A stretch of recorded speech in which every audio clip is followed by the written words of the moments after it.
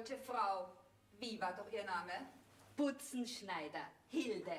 Ich darf doch Hilde zu Ihnen sagen. Selbstverständlich, Frau Apotheker, wie Sie wünschen. Nennen Sie mich Frau Kümmerling. Auf solche Äußerlichkeiten lege ich keinen besonderen Wert. Wie Sie das wünschen, so werde ich Ihnen rufen. Also, um nochmals darauf zurückzukommen, Hilde, ich benötige Sie eigentlich nur in den kommenden Wochen zu den Vorbereitungen der Hochzeitsfeierlichkeiten meiner Tochter. Ja, was? Das Fräulein Tochter heiratet schon. Ja, das gute Kind. Da ich natürlich viele gesellschaftliche Verpflichtungen habe, habe ich mich um andere Dinge zu kümmern als den täglichen Kleinkram. Darum habe ich eine zuverlässige Stütze gesucht. Wenn ich die Stelle annehme, dann stütze ich Ihnen, wo es nur geht. Da können Sie sich drauf verlassen, Frau Kümmerling. Naja, eigentlich sehen Sie ja ganz ordentlich aus. Obwohl man das natürlich im Vorhinein nie so genau weiß. Na, das weiß man im Vorhinein nie so genau. Ich tät aber trotzdem sagen, probieren wir es einmal miteinander. Diesen Vorschlag hätte eigentlich ich zu machen. Was ich Sie noch fragen wollte, haben Sie Referenzen? Na, da brauchen Sie sich bei mir überhaupt keine Sorgen zu machen. Ich war noch nie in meinem Leben ernsthaft krank. Lassen Sie es gut sein. Versuchen kann ich es ja mit Ihnen. Und ich mit Ihnen. Wie bitte? Na, bitte verstehen Sie das jetzt nicht falsch. Was nutzt es, wenn Sie mich ausstehen können, ich Sie aber nicht? Ja, das tät doch kein gut, wo wir jetzt den ganzen Tag umeinander herum sind, verstehen Sie mich? Ich verstehe Sie schon. Gut, wenn Sie Zeit haben, können Sie gleich heute hier bleiben. Ja, freilich bleibe ich gleich da. Ich hab mir meine Schürzen schon mitgebracht. Ja, waren Sie sich denn so sicher, dass Sie gleich hier bleiben können? Ja, warum denn nicht? Dienstboten sind rar. Also, schaffen Sie mir eine Arbeit, dann packen wir's gleich. Auf mich wartet nämlich niemand mehr daheim. Da ist es egal, wo ich bin. Ich bin nämlich Witwe. Ach, das tut mir aber leid. Ja, das braucht Ihnen absolut nicht leid zu tun. Recht viel Freude habe ich mit meinen Seligen nämlich nicht gehabt. Gut, dann möchte ich Ihnen jetzt das Schlafzimmer vorstellen. Ja, bitte.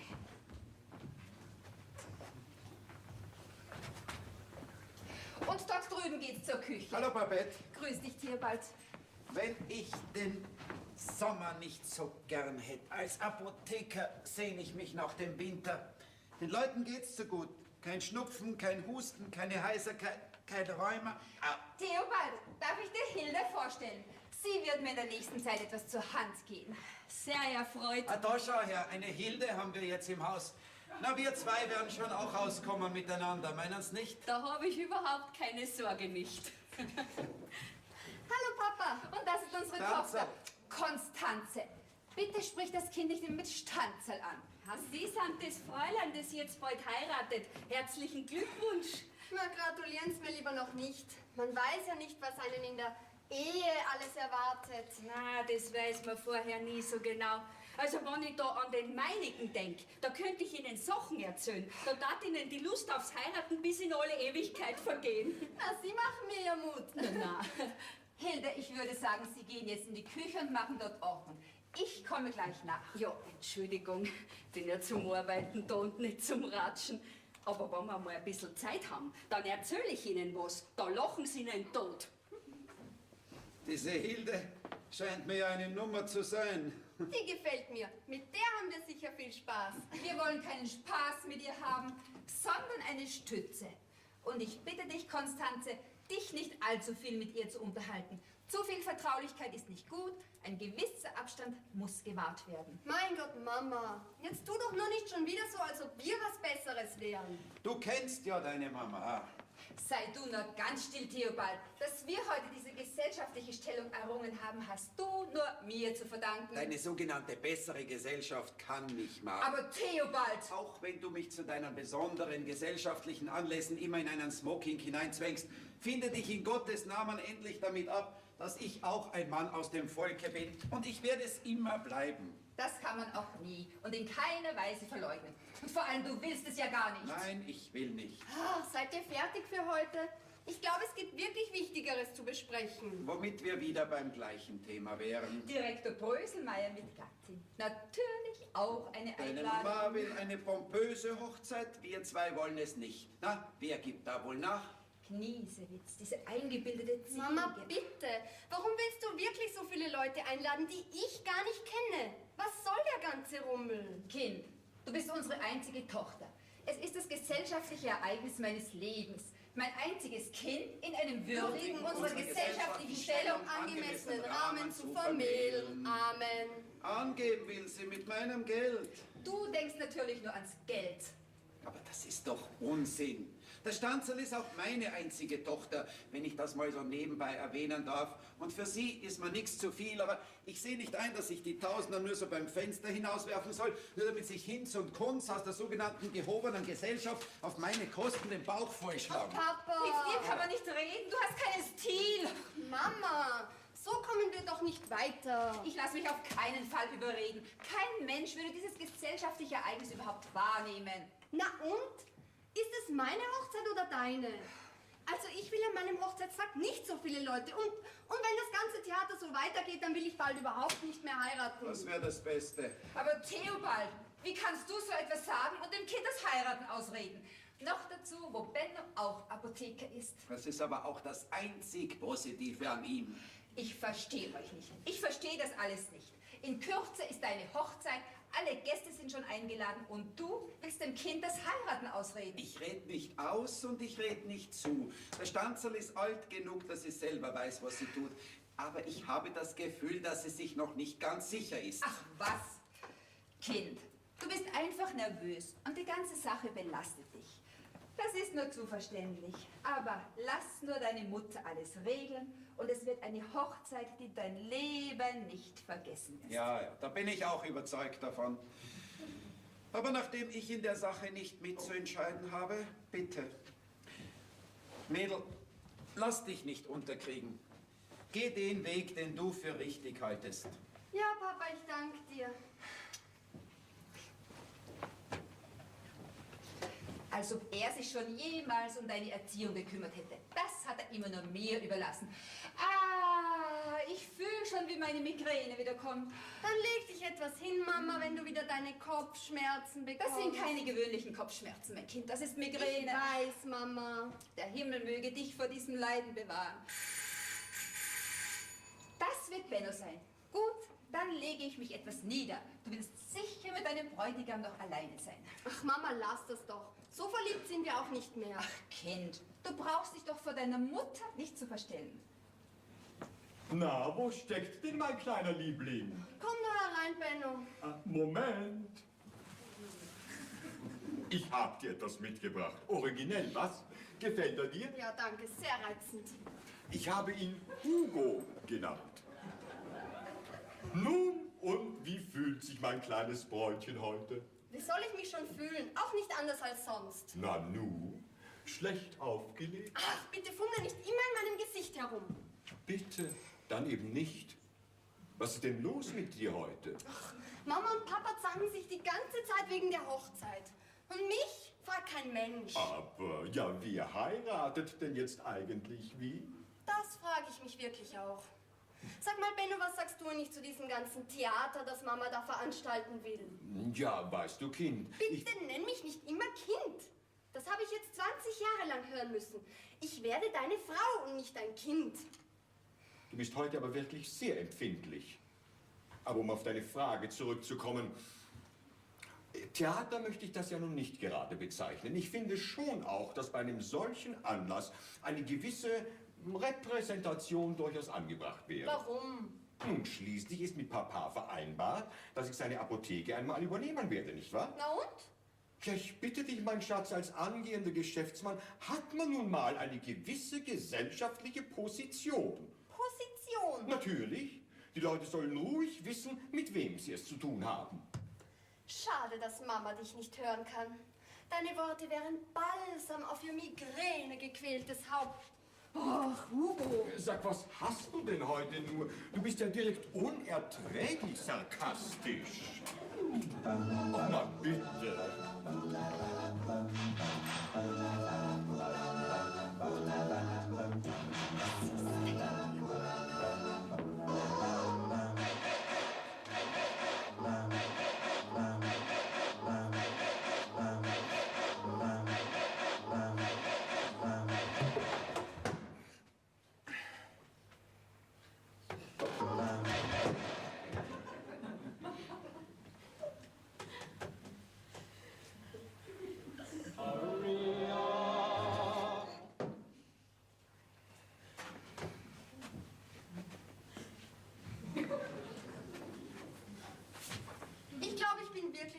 nervös. Ach, Benno, du musst Geduld mit mir haben. Ich weiß gar nicht mehr, was mit mir los ist. Ich bin gar nicht mehr so glücklich, wie ich es sein sollte. Ach, mein liebes Kind, pardon, mein Schatz. Das ist ganz natürlich, weißt du. Du bist nur ein wenig überreizt, das ist alles.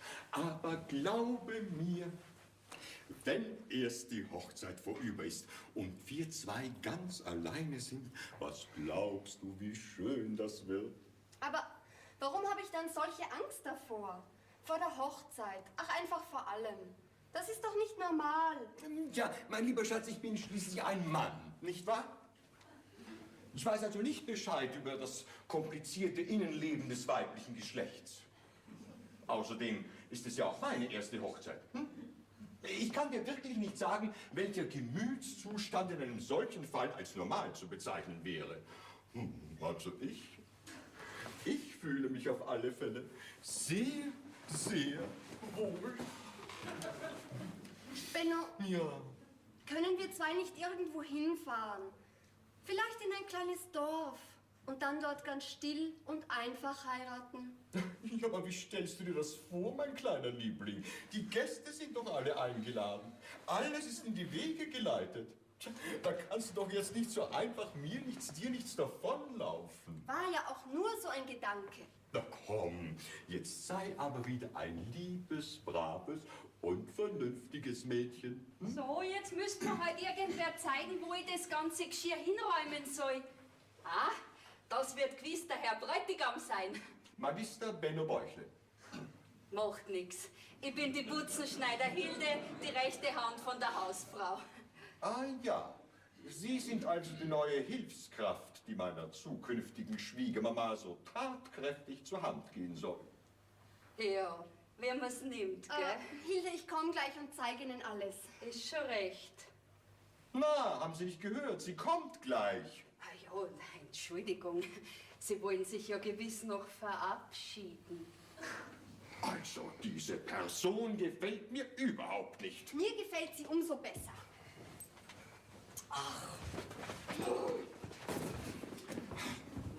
Schade, dass unsere Ansichten in so vielen Dingen auseinandergehen. Aber mein kleiner Schatz, doch nicht in den entscheidenden.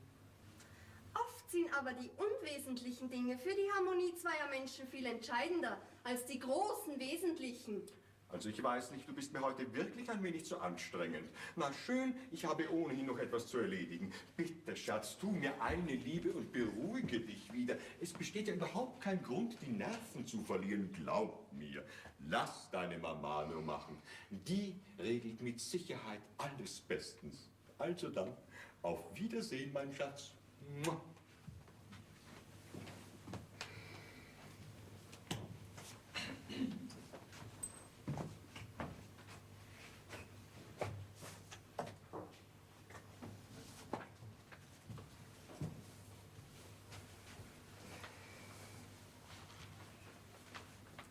Ist der Herr Bräutigam jetzt...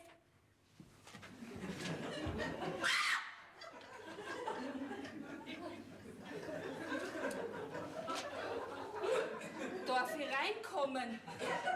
Ja, Hilde, kommen Sie nur. Also, es steht mir ja eigentlich nicht zu, dass ich was sag. Nur dazu, wo ich erst so kurz im Haus bin, aber... Was, Hilde? Sprechen Sie ruhig. Naja, es ist eh nur so ein Gefühl von mir. Sie kommen mir halt nicht richtig glücklich vor als Braut. Finden Sie? Naja, ich kann mich ja täuschen. Aber meistens täusche ich mich nicht. Ach, Hilde, Sie haben ja gar nicht so Unrecht. Wenn ich nur wüsste, was mit mir los ist. Ich habe Benno wirklich lieb. Oder ich glaub's. Aber je näher der Hochzeitstermin rückt, desto größer wird meine Unruhe. Ist das normal? Na, normal ist das eigentlich nicht. Aber wer ist denn heute schon noch normal? Wie gefällt Ihnen mein Bräutigam? Mei, so auf den ersten Blick. Mein Typ ist er nicht. Ach, ich weiß ja selbst schon bald nicht mehr, wie ich ihn finde. Und Mama hat sowieso einen getrübten Blick. Also wenn ich das vielleicht sagen dürfte, ein bisschen arg eingebildet, Isa, hab ich recht? Weiß Gott, darum gefällt der Mama ja auch so gut. Also Sie und der Herr Papa, Sie sind schwer in Ordnung. Und die Frau Mama, mein Gott, das kann halt keiner aus seiner Haut aus und sie meint's ja gewiss gut mit Ihnen. Ach Hilde, dass ich so mit Ihnen sprechen kann, das macht mich richtig glücklich. Wo Sie doch erst so kurz bei uns sind. Aber wir vertragen uns schon, gell? Ja, freilich vertragen wir uns. Und werden sehen, wenn die Hochzeit erst ist, dann wird alles besser. Mein Gott, jeder sagt, wenn die Hochzeit erst ist, als ob das ein Schreckenstag wäre. Und dabei sollte es doch der schönste Tag des Lebens sein. Für manche ist es auch ein Schreckenstag. Und zwar einer, der nie mehr aufhört. Na, aber bei Ihnen wird es ganz gewiss nicht so sein. Kopf hoch für ein Stanzerl. Lassen Sie das ja nicht die Mama hören. Ich werde mich hüten. Nur wenn die Frau Mama außer Hörweite ist, dann sind Sie für mich das Fräulein Stanzerl. Abgemacht? Abgemacht, Hilde. Na, ist da eine Verschwörung im Gang? Man könnte so sagen, Herr Kümmerling. So, aber jetzt müsste man wer in der Küche draußen alles zeigen. Sonst glaubt die Frau Mama, ich bin ganz umsonst da. Herr Hilde, wenn Sie schon da sind, könnten Sie nicht das Vorhanghackerl da oben einhängen? Das stört mich jedes Mal. Ja, ich komm gleich nach. Das ist ein Liebsmadel. Wissen Sie, meine Frau, die will zwar immer hoch hinaus, aber so hoch kommt's halt dann doch wieder nicht. Naja, dafür bin ja jetzt ich da. Passen Sie nur auf, dass Sie nicht herunterfallen von dem wackeligen Ding. Na, ich bin leider nicht ganz schwindelfrei. Und das geht auch nur so schwer. Hoppla! Gott, jetzt bin ich da frei gerade daneben dort. Na gut, dass ich da gestanden bin, Na was? gut, ja. Theobald! Die Hilde ist daneben getappt und da habe ich sie aufgefangen. Diese eindeutige Situation bedarf keiner Erklärung. Na, Frau Kümmerling, jetzt horchen Sie doch, Sie Halten Sie Ihren Mund! Jetzt sind Sie erst wenige Augenblicke hier im Haus und schon liegen Sie in den Armen meines Gatten. Aber Das ist ja doch mach großlos dich nicht übertrieben. unglücklich. Du bist eben unglücklicherweise in dem Moment Ja, unglücklicherweise, aber für dich, mein Lieber. Ich habe dich schon lange wieder im Verdacht, dass du bei jeder Gelegenheit nach neuen Vergnügungen Ausschau hältst. Ich erinnere dich nur an die Affäre Hulda. Bitte dich, das war vor 15 Jahren. Hör endlich Es bestand auf für damit. dich aber keine Notwendigkeit, diese Person minutenlang in deinen Armen zu halten. Minutenlang. Und Ihnen sage ich nur eins. Schämen Sie sich! Ja, ich wüsste nicht wegen was. Wenige Tage vor der Hochzeit unserer Tochter und nun dies. Theobald, ich sehe mich nicht in der Lage, diese Nacht in diesem Hause zu verbringen. Ich muss wieder klare Gedanken fassen. Du wirst diese klaren Gedanken natürlich, wie gewöhnlich, bei deiner Busenfreundin, der vertrockneten alten Jungfer Clara fassen. Werde bitte nicht wieder gewöhnlich. Ja, ich gehe zu Clara. Sie ist nämlich der einzige Mensch, der mich versteht. Oder du entschuldigst dich. Ich? Wofür? Na, wenn ich das gewusst hätte, da war ich ja hier runtergefallen und hätte mir sämtliche Knochen gebrochen. Aber jetzt. Theobald, ich werde morgen im Laufe des Tages zurückkommen. Ich muss ja wohl. Ich habe meine Pflicht dem Kind gegenüber zu erfüllen. Bitte? Du hältst mich nicht zurück? Ich denke nicht daran. Und außerdem, warum solltest du gerade jetzt meinen Wunsch erfüllen? Das bin ich nicht gewohnt. Gut, du hast die Folgen zu tragen. Na, jetzt haben wir den Salat. Am besten ist sie geh gleich wieder. Vergiss, das wäre direkt ein Schuldeingeständnis. Sie bleiben da. Ja, aber das geht doch nie gut, wenn mir Ihre Frau jetzt schon so dick Die hat. beruhigt sich schon wieder. Solche Anwandlungen hat sie öfters. Es ist richtig zum Aus der Haut fahren mit der Frau. Immer wenn ihr irgendwas gegen den Strich geht oder wenn sie sich von mir ungerecht behandelt fühlt, dann lauft's auf und davon zu ihrer Freundin Clara. Ja, und da sind Sie meistens ganz unschuldig dran, kann ich mir vorstellen. Ja, oder finden Sie das in Ordnung, wenn eine Ehefrau und Mutter bei jeder Lappalie den häuslichen Herd verlässt? Ich nicht. Ja, für Ihre Frau war das halt keine Lappalie, dass ich in ihren Armen gelegen bin. Aber das ist doch alles ein Schmarrn. Außerdem ist mir das sehr unangenehm, dass Sie diesen Auftritt jetzt miterlebt haben. Was müssen Sie sich denn jetzt denken von unserer Familie nach diesem Vorfall? Aber geh, ich denk mir grundsätzlich gar nichts. Ich bin Schwimmeres gewöhnt. Na und überhaupt, wo Menschen beieinander sind, da menschelt's halt. Das ist eine alte Weisheit. Wo ist denn die Mama? Sie hat uns für heute verlassen. Ach so, ist sie wieder zu Clara gegangen? Na, sei nicht traurig, Papa. Stanzl, weißt was? Sei ein liebes Mädel, setz dich ein bisschen her zu mir und trink ein Glas Wein mit mir, magst? Papa, bitte sei mir nicht böse, aber ich bin schon mit Gerda verabredet. Sie will eh schon warten. Schade, wo ich heute gerade so einsam bin. Aber so ist es. Da zieht man unter Schmerzen ein Kind groß. Und wenn man dann ein bisschen eine Freude dran haben könnte, dann lassen sie einem allein. Schade. Aber geh, Papa, das glaubst du jetzt selber nicht. Außerdem brauchst du jetzt nur jemanden, der dich bemitleiden soll. Na, und das könnte doch eigentlich auch ganz gut die Hilde für mich tun, oder? Ich? Na, da habe ich überhaupt keine Erfahrung. Also, gute Nacht, Papa. Gute Nacht, Stanzl. Gute Nacht, Hilde. Gute Nacht, Freund Stanzl. So, Hilde, was machen wir jetzt mit dem angebrochenen Abend? Wissen Sie was? Jetzt bleiben Sie noch ein halbes Stündchen da, setzen sich zu mir und trinken ein Glas Wein mit mir, als Ihren Einstand sozusagen. Na, aber das geht doch nicht. Freilich geht das. Und außerdem ist mir das egal, ob das geht oder nicht. Kommen Sie, setzen Sie ihn her. Wenn sie schon eifert, die gnädige Frau, dann soll sie wenigstens einen Grund dazu haben. Ja, aber der Grund möchte bitte nicht ich sein. Ich bin nämlich eine anständige Frau. Na ja, schauen Sie mich an. Schau ich aus, als ob ich Haushaltshilfen verführen tät? Na, eigentlich nicht. Da habe ich noch einen besonderen Tropfen. Den werden wir uns jetzt zu Gemüte führen.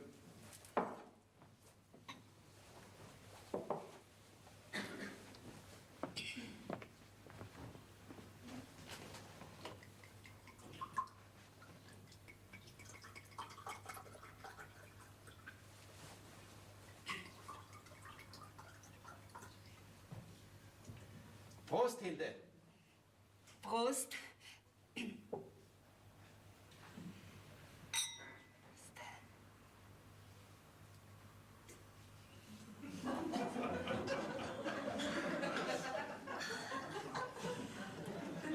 Lassen Sie sich von den anfänglichen Schwierigkeiten nicht schrecken.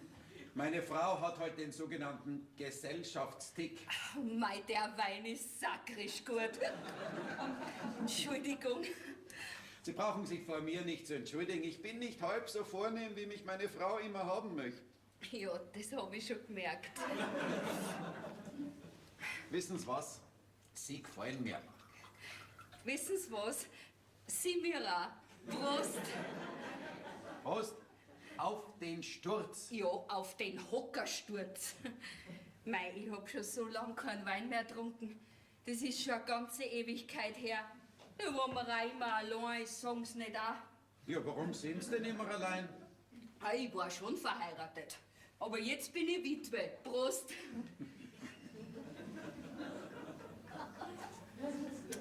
Jetzt haben Sie ganz rote Backeln. Ja, mir ist aber auch schrecklich heiß. Geh, tran's doch einmal die Heizung ab. Ja, aber die ist ja gar nicht an, es ist ja Sommer. Ah ja. Wissen Sie was? Sie schauen eigentlich gar nicht aus wie eine Aufräumerin. Haushaltshilfe.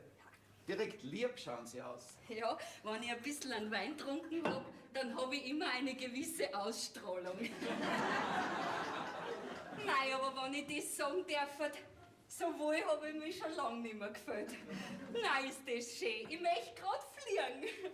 Dann trinken Sie noch ein Glasl. Prost, Kümmerling, lieber.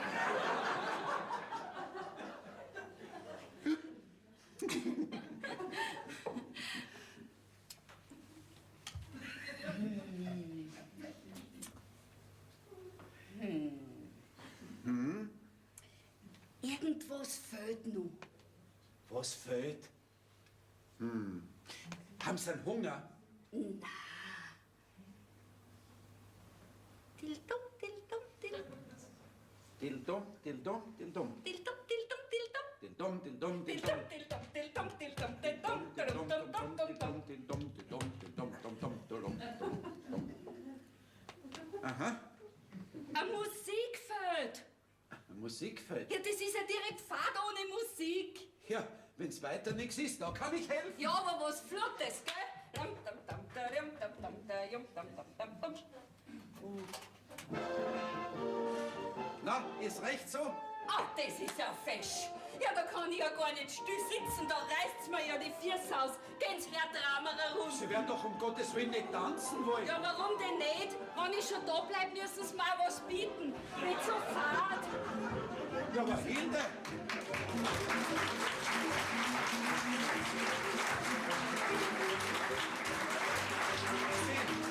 Sie sind ja eine ganz Wilde! Da sind nur Sie mit Ihren Weintrag schuld. Da bin ich nimmer zum Bremsen. Um Gottes Willen! Geht man so mit einem Herrn im gesetzten Alter um? Ganz, jetzt ist in ein Rahas geworden. Ja, und wie? Wissen Sie was? Jetzt drehen wir die Heizung ab. Recht haben's, Kümmerling. Alles was geht, drehen wir jetzt ab.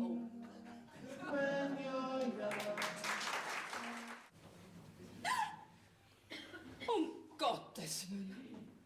Ja, da schaut's ja aus wie bei den Kosaken. Und ich war an dem Saustall beteiligt. Nein, ich schau mich ja in Grund und Boden. Na ja, da bleibt mir jetzt nichts über, als die Spuren schnellstens zu beseitigen.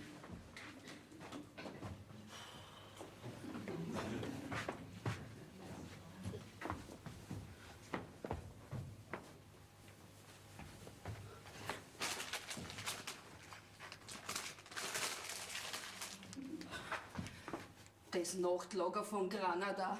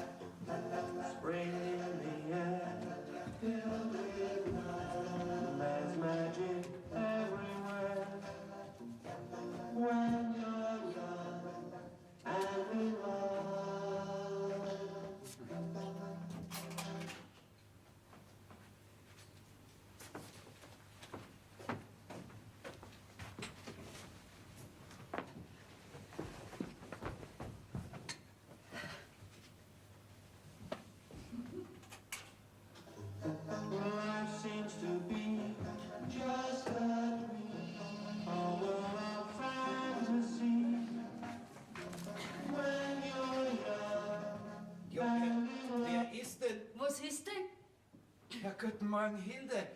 Sind Sie schon ausgeschlafen? Guten Morgen, Herr Kümmerling. Na, ich schau mich ja in Grund und Boden. Das muss mir passieren, wo ich doch keinen Tropfen Alkohol gewöhnt bin. Ich wollte heute schon gar nicht mehr kommen. Aber gehen's. Sagen Sie mal, wie bin ich denn überhaupt heimgekommen? In mein Hirn ist ein einziges schwarzes Loch. Ins Taxi habe ich Sie gesetzt und die Adresse habe ich gesagt. Na, furchtbar. Ja, und was habe ich denn alles gesagt? Habe ich mich recht aufgeführt? Nix haben Sie gesagt. Ein bisschen lustig waren Sie halt. Ein bisschen aufdreht. Ein bisschen wild halt. Was wild? Wie wild? Na, nichts Besonderes. Ein bisschen ausgelassen waren Sie halt. Das darf man doch, wenn man schon sonst nichts zum Lachen hat, ne? Im Vertrauen gesagt, auf mein Knie sind Sie gesessen. Auf Ihren Knie? Auf welchen? Nein, ich darf, solange ich lebe, in keinen Spiegel mehr schauen. Aber gehen's. Aber keine Angst, Hilde. Das bleibt ein süßes Geheimnis zwischen uns zwei. Gelt, du wilde Hilde. Jetzt hört's mit den Krampf auf. Ich bin nicht wüt. Ich war nie wüt und ich werde nie wüt sein. Und wenn Ihre Frau heimkommt, dann ist das Erste, dass ich die Sache mit dem Hocker in Ordnung bringe. Und wenn es das Letzte ist, was ich in dem Haushalt erledige. Dann viel Vergnügen. Und wenn Sie mir noch einmal einen Tropfen Wein unter die Nasen halten, dann wäre ich erst richtig narrisch. Also doch wild. Hören's auf! Ins Bett. Was? Geh ich jetzt noch ein bisschen.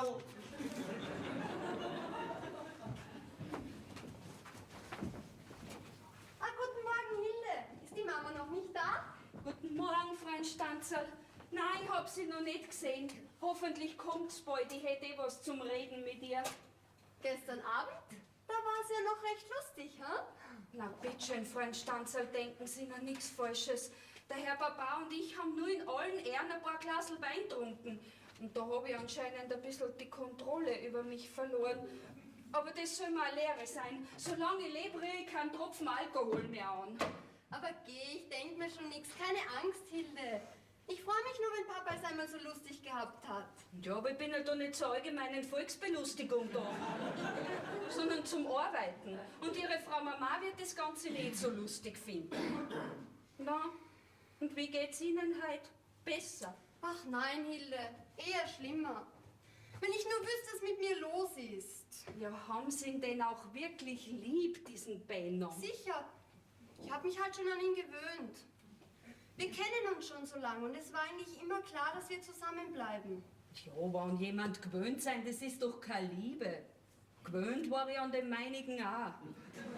Sie müssen Ihnen das gut überlegen. Wenn Sie ihn wirklich lieb haben, dann heiraten Sie ihn. Aber wenn nicht, dann kommt mit der Bugel 5 an. Sowas wie den finden Sie nämlich 100-mal wieder. Überlegen Sie Ihnen das gut. Ich überlege ja schon Tag und Nacht und ich werde immer unsicherer dabei. Aber allein schon der Gedanke, ich würde jetzt noch Nein sagen, das wäre doch für Mama undenkbar. Das kann ich einfach nicht. Also das Wort "ich kann nicht", das existiert in meinem Sprachschatz überhaupt nicht. Man kann alles. Na, und überhaupt, Sie heiraten ja nicht Ihrer Frau Mama lieb. Konstanze? Guten Morgen, Kind. Geh bitte in dein Zimmer. Ich komme in einer Minute nach. Frau Kümmerling, Ach, Sie? ja, hätte nicht mehr kommen sollen. Kümmern Sie sich um den Haushalt. Ich kümmere mich nur noch um meine Tochter. Frau Kümmerling, kommen Sie, horchen Sie mir eine Minute zu. Ich brauche keine Erklärungen und Rechtfertigungen. Ich kenne meinen Mann. Ja, aber mich kennen Sie nicht. Ihren Mann können Sie verdächtigen, so viel Sie wollen und mit wem Sie wollen. Aber wenn Sie das bei mir tun, dann ist das, gelinde gesagt, eine Unverschämtheit. Was erlauben Sie sich? Ja, eine Unverschämtheit. Ich bin eine rechtschaffene Frau. Ich habe in meinem Leben nie mit einem anderen Mann was zu tun gehabt, außer mit meinem eigenen.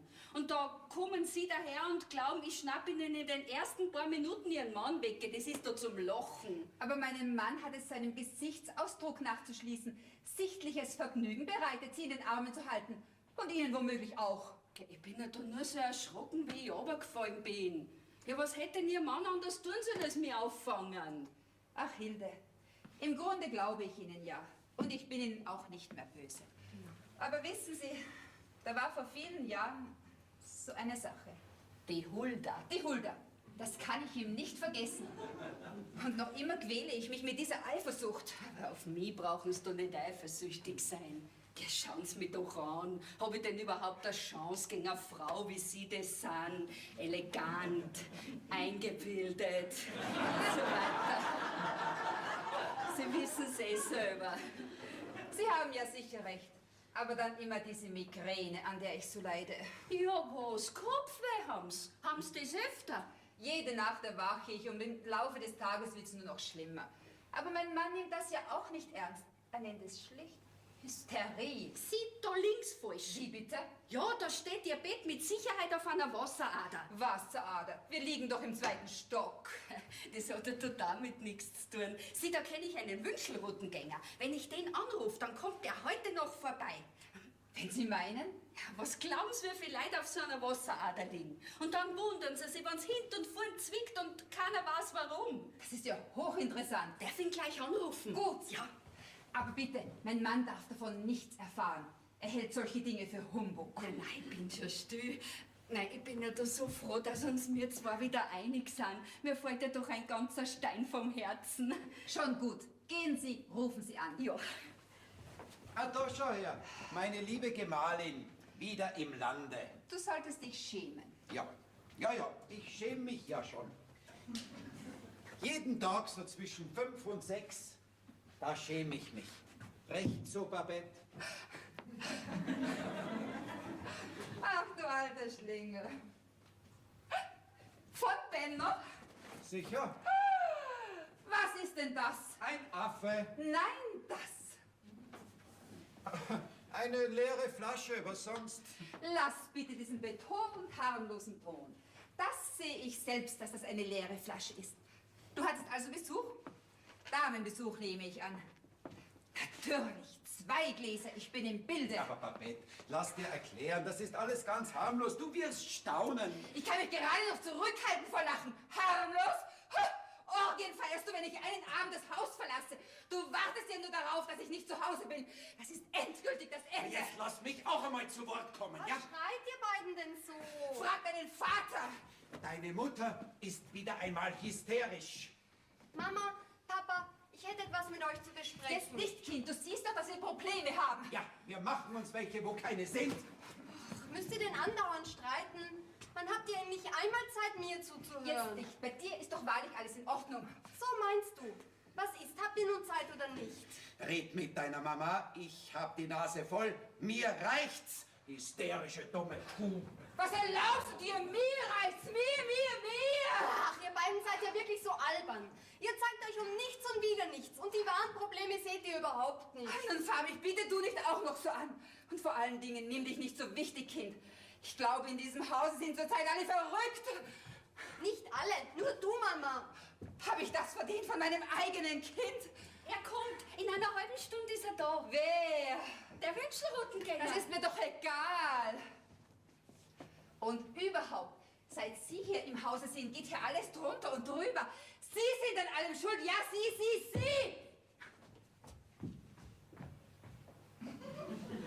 Ja, und was soll ich denn jetzt wieder schuld sein? Also ich glaube, in dem Haus bin ich nicht als Haushaltshilfe, sondern als Sündenbock engagiert. Ich mach schon auf. Ja, ist eh recht. Das ist eh gerade wieder einer, der neue Komplikationen bringt. Grüß Gott. Ich komme von der Konditorei Sprengler. Ich soll mit der Frau Kümmerling reden, wie sie die Hochzeitstorte nun haben will. Naja, ich meine, ob 2, 3 oder 4 Stock. Aber das ist doch ganz egal. Nein, das ist nicht egal. Ja, das macht sogar einen großen Unterschied, wenn man sie nämlich machen muss.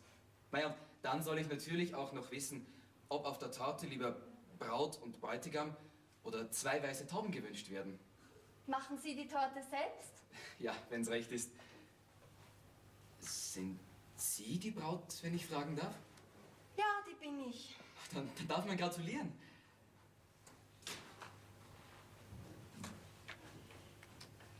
Bitte, ich muss wieder zurück. Ich habe heute noch 3 Torten abzuliefern.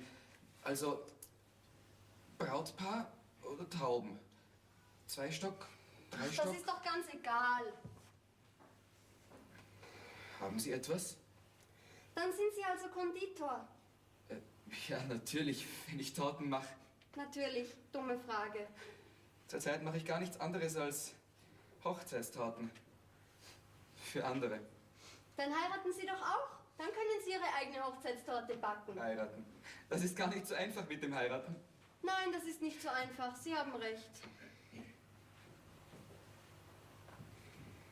Ja, also, was soll ich jetzt aufschreiben? Tauben oder Brautpaar? Rauchverkehr wäre übrigens auch Lassen möglich. Sie mich doch mit Ihrer blöden Torte in Frieden. Ja, aber was soll ich? Ich muss doch etwas aufschreiben. Entschuldigen Sie. Wie heißen Sie? Martin.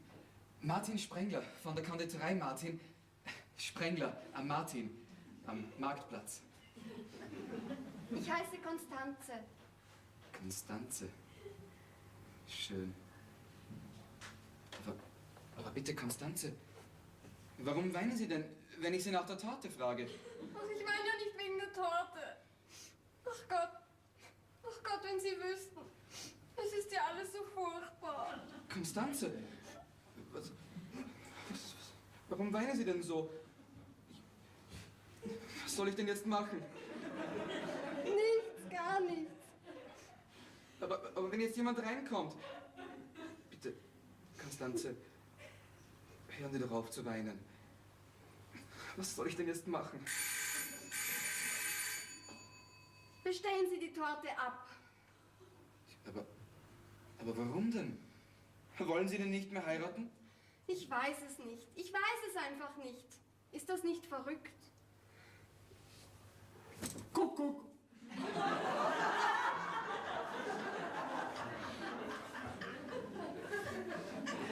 Na, Konstanze. Oh, guten Tag. Auf Wiederhören. Danke. Benno, das ist Martin. Konditor. Martin, das ist Benno.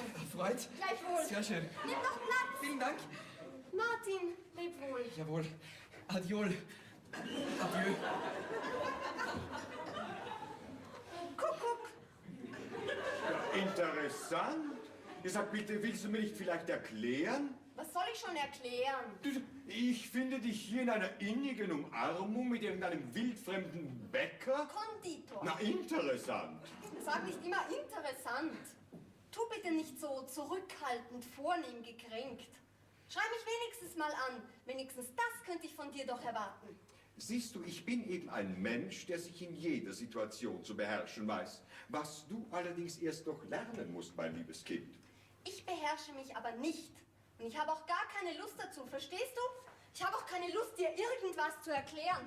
Oh, du gehst mir ja so auf die Nerven. Ah, und seit wann? Wenn ich es genau überlege, eigentlich schon lange. Interessant. Aber bitte, ich habe ja Verständnis für dich, mein liebes Kind. Hm?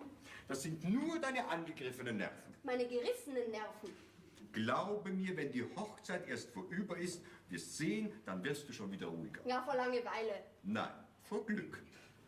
Bitte, wenn du mir nichts erklären willst, auch gut, dann lässt du es eben bleiben. Ich bin ja wirklich nicht kleinlich. So, du bist also nicht kleinlich? Weiß Gott nicht. Jedenfalls nicht, solange wir noch nicht verheiratet sind. Nicht kleinlich? Kleinkariert bist du. Karo, Karo, Karo.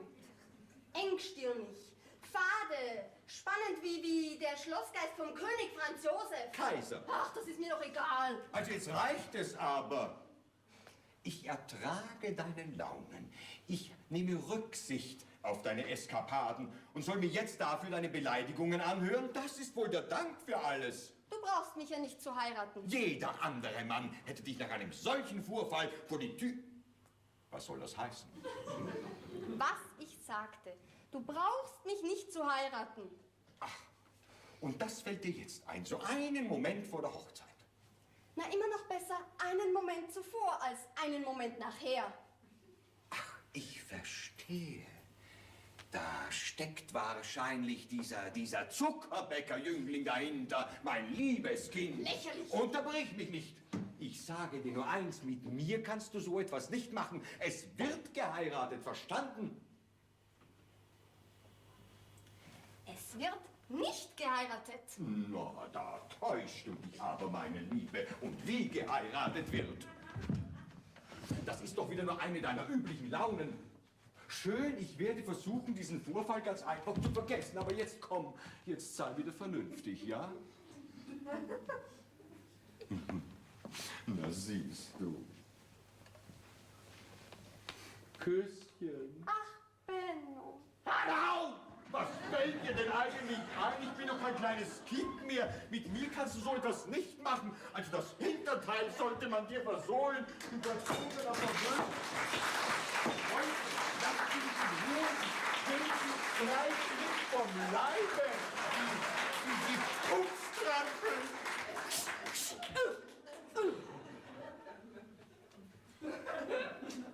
Er ist schon weg, Sie können reinkommen. Na, der ist ja sauber in Fort. Hilde, ich hab's ihm gesagt. Was? Na, dass ich ihn nicht mehr heiraten will. Ja, jetzt sowas. Ja, und was hat er gesagt? Hat er recht eine Wut gehabt? Hm? Dass ich das mit ihm nicht machen kann. Gekränkte Eitelkeit, sonst nix. Und? Und dass Martin mich im Arm hatte, darüber geht er großzügig hinweg. Also jetzt kann ich Ihnen das ja sagen. Dieser Benno Beuschel war mir vom ersten Augenblick an unsympathisch. Das ist doch ein Hans Wurstein aufblosener. Ach, Hilde, bei ihren herzhaften Ausdrücken, da muss man gleich wieder lachen. Aber Moment einmal. Wer ist denn der Martin? Ja, der Konditor, der gerade da war. Und der hat sie im Ort gehalten. Donnerwetter, das geht aber schnell. Hm? Ach, Hilde, ich weiß nicht. Ich habe mich einfach an seiner Schulter ausweinen müssen. Und das war so schön.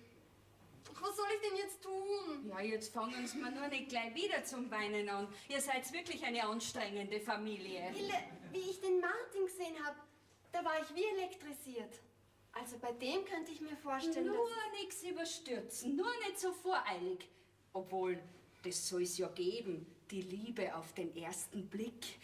Mir ist sowas leider nie passiert.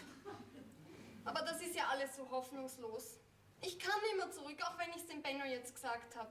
Ich kann das der Mama nicht antun. So reden's doch einmal mit ihr. Das ist bei Mama zwecklos, ich kenne sie. Papa würde mich schon verstehen. Aber wie soll ich jetzt mit meinen Problemen kommen, wo sich die beiden doch selber immer in den Haaren liegen? Ja, da greifst du ja sowieso aufs Hirn. Also jetzt passen Sie auf, wenn sich die Wogen einmal ein bisschen geglättet haben, dann red ich einmal mit der Frau Mama. Na, es kann natürlich sein, dass sie mich sofort rausschmeißt, wenn ich mich in Familienangelegenheiten mische, aber Ihnen lieb will ich's versuchen. Hilde, wenn Sie mir helfen, dann könnte doch noch alles gut werden. Werden wir mal schauen. Ach, ich komme in dem Haus zu keiner Arbeit. Ja, Herr Magerholz, Sie sind schon da. Das ist aber schnell gegangen. Grüße den Gott, Frau Butzenschneider. Das ist nett, dass Sie mir wieder mal einen Auftrag verschafft haben. Ich bin ja um jede Mark froh, die man dazu verdienen kann. Ja, ja, und bei denen dürfen Sie ruhig ein paar Makeln mehr verlangen. Die sind gut polstert. Ja, dann hoffen wir auf eine große Ader. Ich rufe Ihnen jetzt gleich die Gnädige, Schon recht. gell?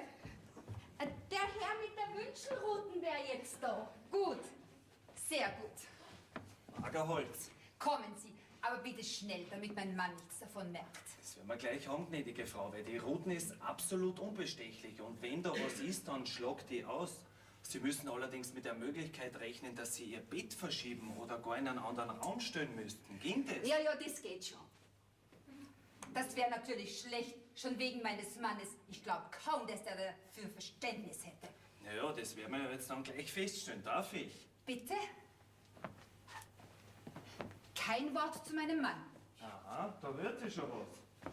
Naja, da bin ich ja direkt froh, wenn man einmal ein gutes Werk tun und der Frau helfen kann.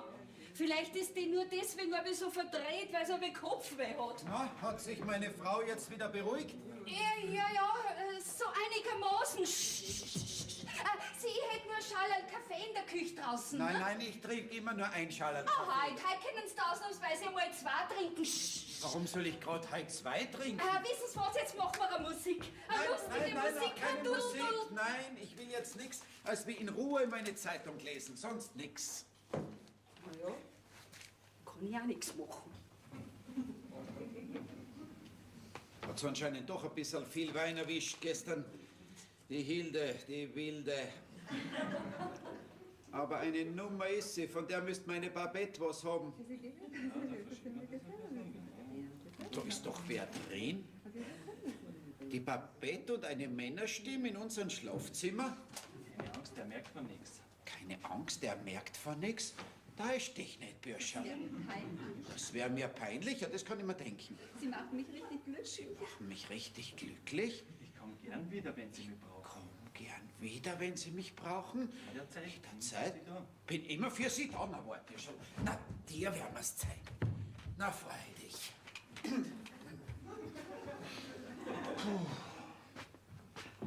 So? Ja, Theobald, was machst denn du hier? Ich habe hier zufälligerweise meinen festen Wohnsitz, wenn du dich gütig schwach daran erinnern würdest. Willst du mich dem Herrn, mit dem du aus unserem gemeinsamen Schlafzimmer kommst, nicht vielleicht vorstellen? Magerholz. Kümmerling. Frechheit. Ich hoffe, ich habe Ihnen helfen können, gnädige Frau. Auf Wiederschauen. Theobald, lass dir erklären, du wirst Ich staunen. staune bereits. Und du traust dich, mich zu verdächtigen. Aber Sei Theobald... ruhig, ich habe alles gehört. Das Gespräch war ja ganz eindeutig. Und du traust dich, mir wegen ein paar unschuldiger Gläser Wein eine Szene zu machen. Und du treibst dich mit wildfremden Männern in unserem Schlafzimmer herum. Pfui, sag ich, pfui, Teufel. Aber Theobald, lass mich doch zu Wort kommen. Hast du mich schon jemals zu Wort kommen lassen? Aber ich hab's jetzt satt. Deine Launen, deine ewige Migräne, dein ewiges vornehmes Getue. Ich kann's einfach nicht mehr hören. Und jetzt auch noch das. Wie lang bist du mit dem Kerl denn schon da drinnen? Aber Theobald, du eiferst ja. Ich eifer nicht, ich hab eine Stinkwut. Ja, bin ich denn ein Hanswurst? Hat's geklappt? Keine Sorge, es hat geklappt.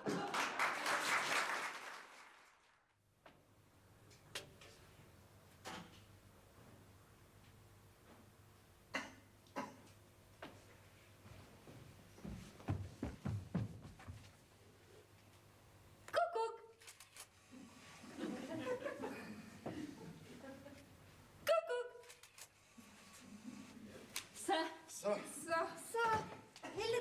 mir noch was nähen. Ich hol's Nähzeug. Ist gut, ja.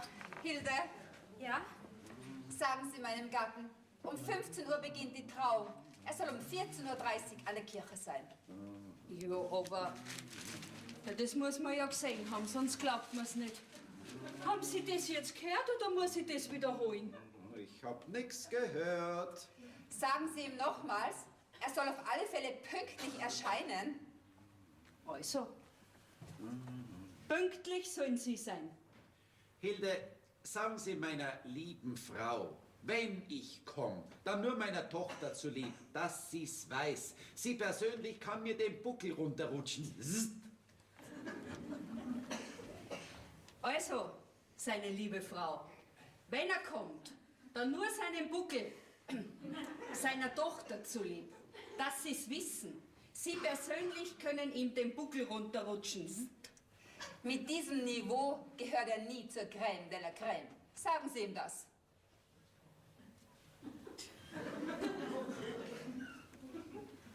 Wenn's weiter so reden, kriegen's halt keinen Nachtisch.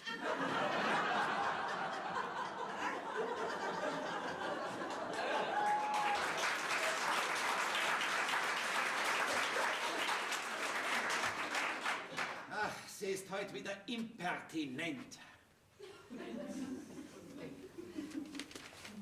Der Nachtisch ist eh immer anbrennt. Ignorant! Elefant. Blaukraut bleibt Blaukraut und Brautkleid bleibt Brautkleid. Wenn Fliegen hinter Fliegen fliegen, fliegen, fliegen, fliegen nach. Wenn mancher Mann wüsste, wer mancher Mann wär, täte Tät mancher Mann, manchmal mehr er. Goethe. Brautkleid bleibt Brautkleid. Dabei will ich doch gar nicht. Ja, um alles in der Welt. Warum haben Sie ihn denn dann nicht durchgesetzt? Ja, weil ich niemandem wehtun will.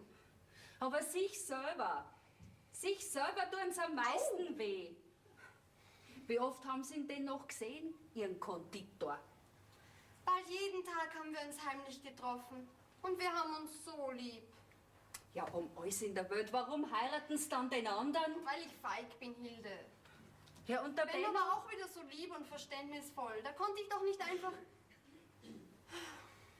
Was soll ich denn jetzt tun? Also ich hätte schon eine Idee. Ja? Ja. Streiten denn die beiden immer noch? Die streiten nicht, die schweigen. Und ich bin der Nachrichtensatellit. Ach, Sie Arme. Sie liebe, gute arme Hilde. Da sind Sie wo reingeraten, gell? Das dürfen Sie laut sagen. Eine Wahnsinnsfamilie. Seid ihr. Was sagt denn der Konditor zu dem ganzen Schlamassel? Ach, der ist genauso unglücklich wie ich. Ja, nur vom Unglücklichsein passiert heute nichts. Ja, was soll er denn auch machen? Auf alle Fälle nicht ein Buttercreme für fremde Hochzeitstorten. Also ich an seiner Stelle oder an ihrer Stelle, ich könnte mir vorstellen, dass ich mit meinem Geliebten durchbrennen darf. Durchbrennen? Soll ich den Martin anrufen, dass er sie rauben soll? Also bitte, Hilde, machen Sie keinen Scherz mit mir. Bevor sie in ihr lebenslanges Unglück rennen, wäre das vielleicht die letzte Rettung. Dam, dam, da, dam. Dam, dam, da, dam. Dam, dam, da, di, da, da, dam, dam, da. Und ihre Eltern, die sind sowieso so mit sich selber beschäftigt, dass sie es vielleicht gar nicht merken, wenn sie miteinander vor mal dastehen. Wenn ich mir das so überlege, Hilde, das ging. Mein Gott, das ging. Brautkleid bleibt Brautkleid. Ich rufe jetzt auf alle Fälle ihren Martin an. Ja, aber in 2 Stunden ist die Trauung. Das habe ich in meinem Plan schon berücksichtigt. Aber jetzt passen Sie auf, jetzt geht alles ganz normal weiter. Sie gehen jetzt in Ihr Zimmer und bleiben drinnen, bis ich Sie rufe. Blaukraut ist das Stichwort. Blaukraut? Blaukraut. So, was mache ich jetzt als erstes? Den Torgbatzler rufe ich an.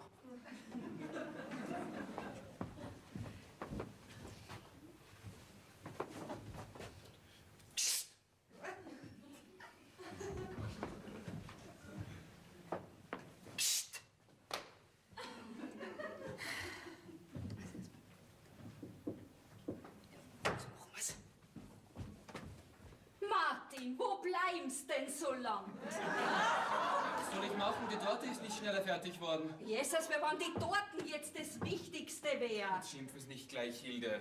Vor lauter Verliebtsein und Turteln dem Schicksal seinen Lauf lassen und sich denken, diese Hilde wird es schon deichseln. Sie wollten sie gar nicht anders haben, Hilde. Sie wollten mir bis jetzt Ihren Plan nicht verraten. Aber jetzt wird schon langsam Zeit. Ja, ich bin vorhin an der Kirche vorbei. Die ersten Gäste stehen schon da. Die stehen gut. Und überhaupt ist die ganze Verzögerung der Angelegenheit nur am Standsal gelegen. Die hat nämlich bis jetzt gebraucht, sich einzugestehen, dass sie nur sie liebt und lieber mit ihnen durchbrennen will. Dann ist also soweit. Ja, jetzt passen Sie auf. Da haben Sie die Papiere. Die brauchen Sie jetzt dann gleich beim Pfarrer. Ja, und Sie meinen, ich kann jetzt einfach hingehen Was ich mach, das haut hin. und... Ich danke Ihnen. Ja, ist schon gut. Ich rufe Ihnen jetzt das Standsal. Blaukraut. Martin! Standsal.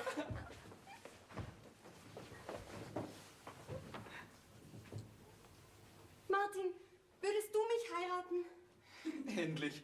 Ja, was glaubst du, wie lange ich schon auf diese Frage gewartet habe? Ich hab dich doch nicht fragen können, wo du doch schon einen Bräutigam hast. Heißt das ja? Ja, auf der Stelle. Aber viel Zeit haben wir jetzt nicht mehr. Hilde?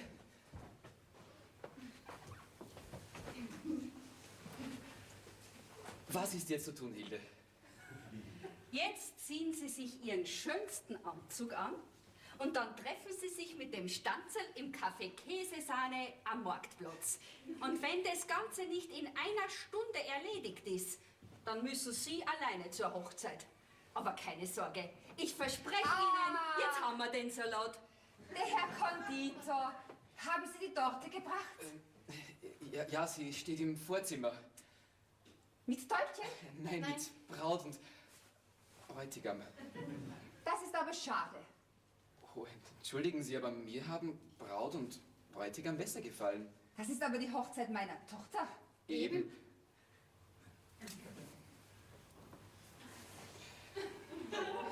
Auf Wiedersehen, gnädige Frau. Ich wünsche Ihnen noch einen ungetrübten Verlauf des Nachmittags.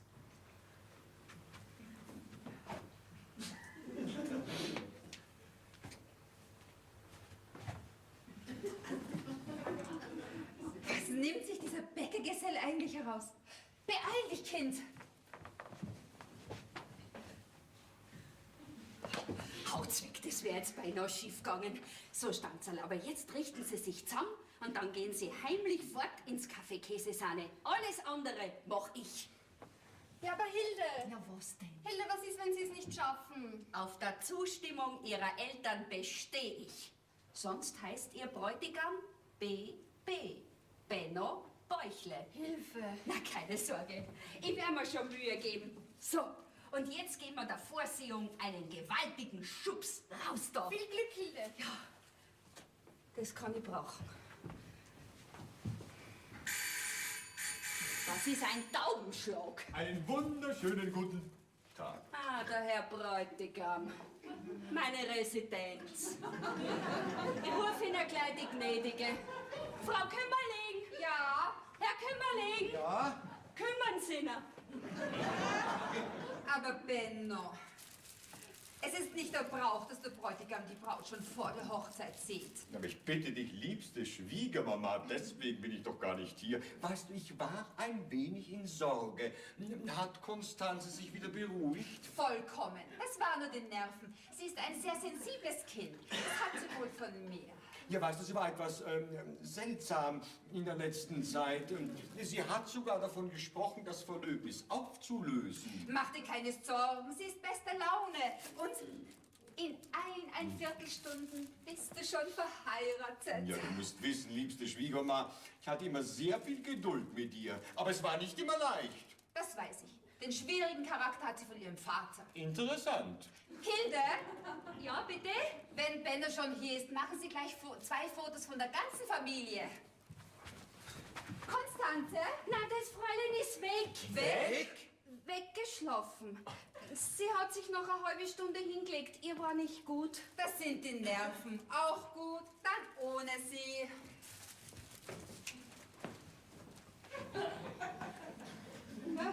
Kuckuck. Kuckuck. Traumhaft. Wunderbar.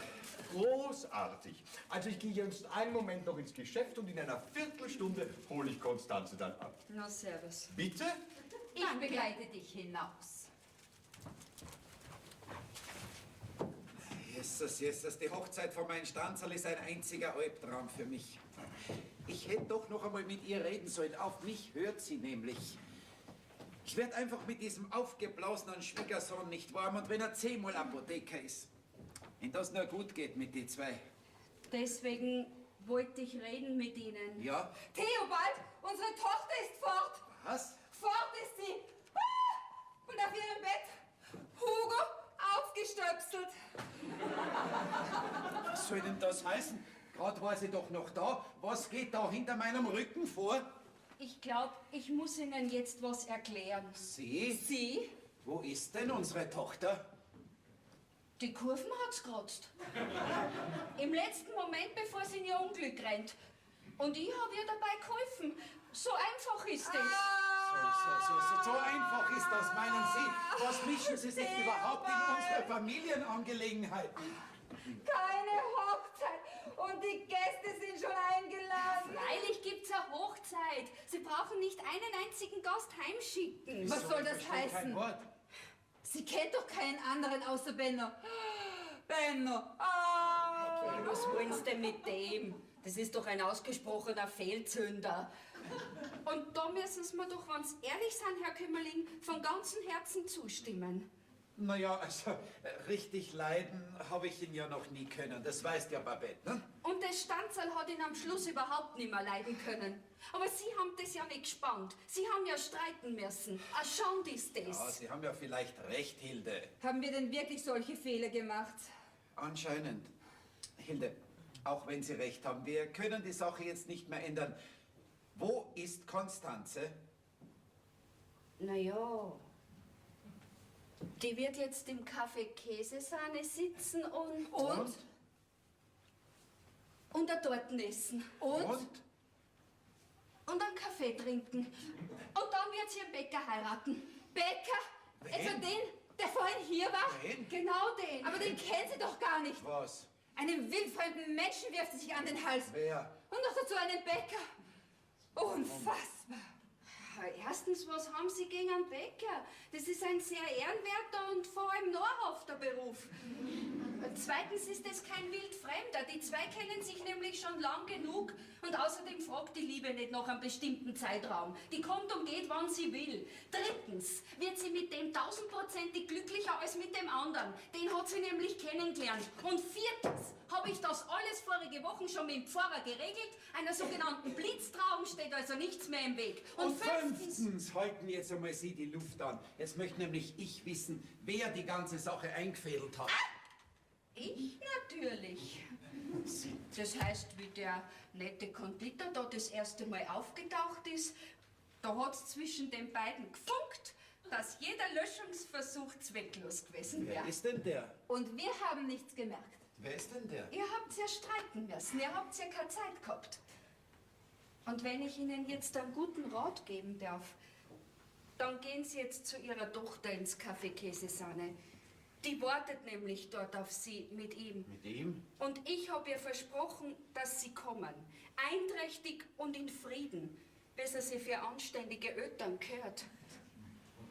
Babette, ich glaube, wir haben Fehler gemacht.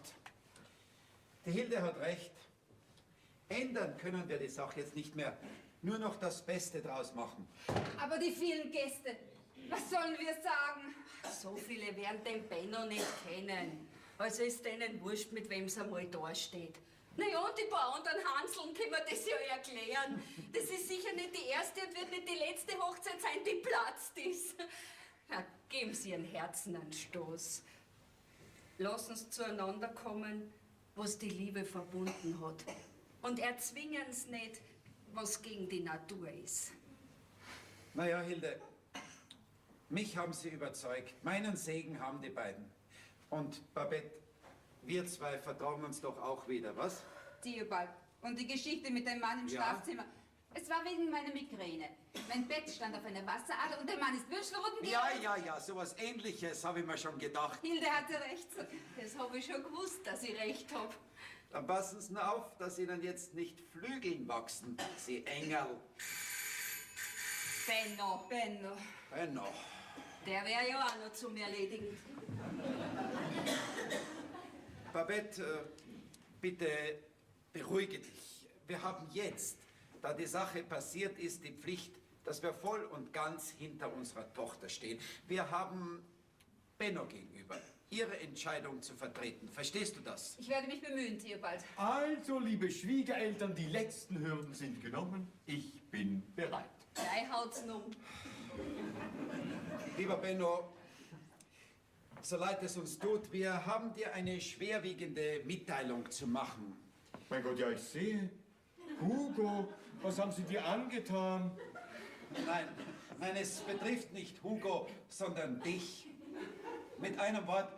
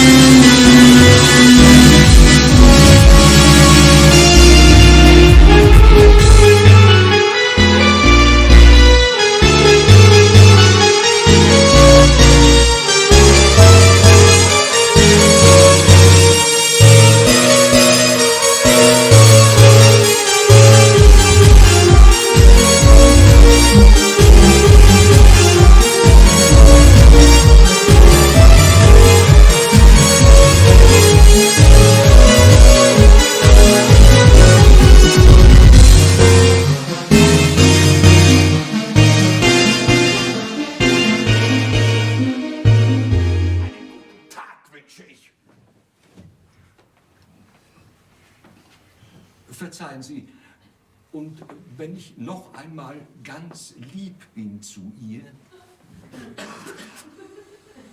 bitteschön. Babette.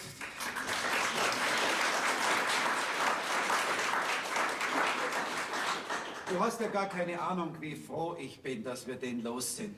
Sicher hast du recht, Theobald. Aber lass uns jetzt gehen. Konstanze wird sicher schon ungeduldig.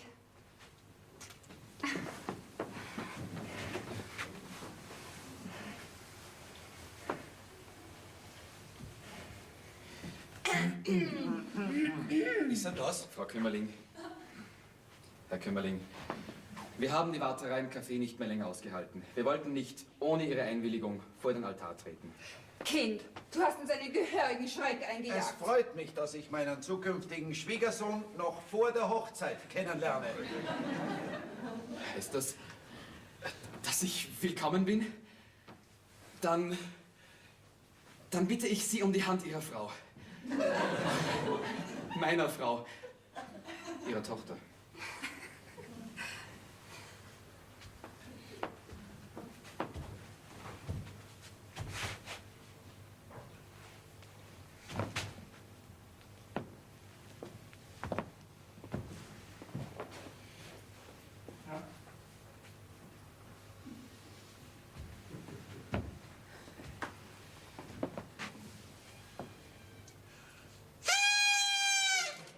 Werd's glücklich miteinander. Oh, Herr Kümmerling, ich danke Ihnen von ganzem Herzen.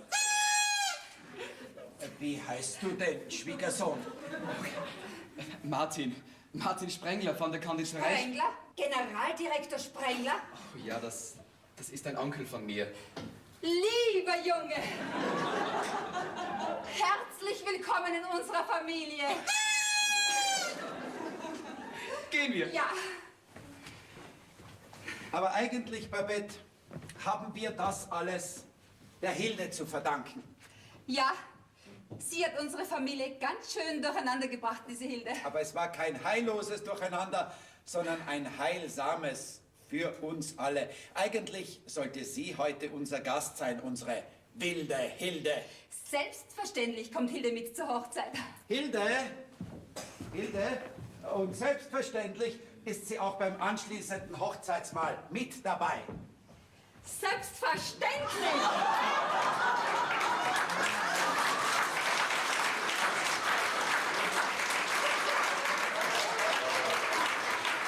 Ja, warum glaubt ihr denn, dass ich mir mein schönstes Kleid von zu Hause mitgebracht habe? Das habe ich auch nicht anders erwartet. Kommen Sie. Naja, bei der Einstellung hat mir die gnädige Frau gesagt, ich soll für Ordnung sorgen und bei den Hochzeitsvorbereitungen helfen. Und ich habe meine Arbeit immer noch gewissenhaft zu Ende geführt.